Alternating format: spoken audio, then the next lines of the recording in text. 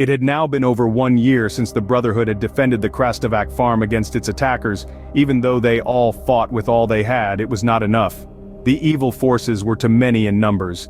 Their dearest brother Mario had taken the ultimate sacrifice in order to save the Krastovac farm and the Brotherhood.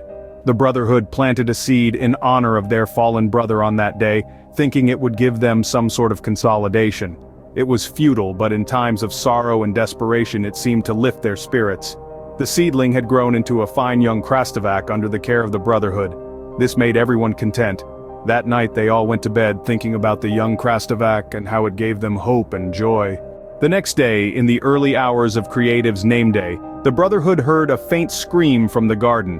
Curious about what could have produced such a noise, Creative motioned to his brothers to investigate. Upon arriving at the garden, they could not see anything except some kukurush and Krastovac. In other words, nothing out of order.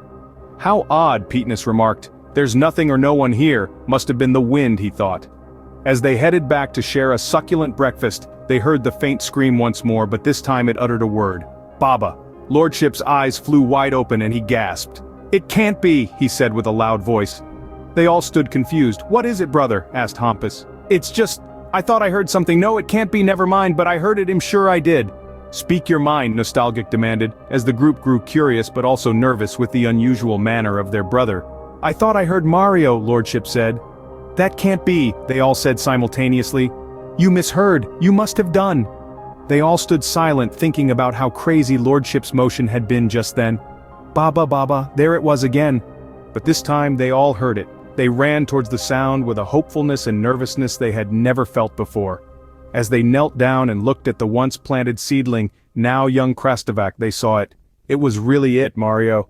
He had been reborn from the god of Krastovac. It had recognized his sacrifice. No one could believe their eyes. How could it be?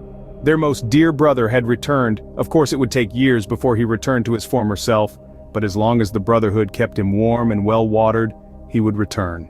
What a miracle, they thought, and what a gift for Creative Name Day. They all shed tears of joy. This day was a day they would never forget.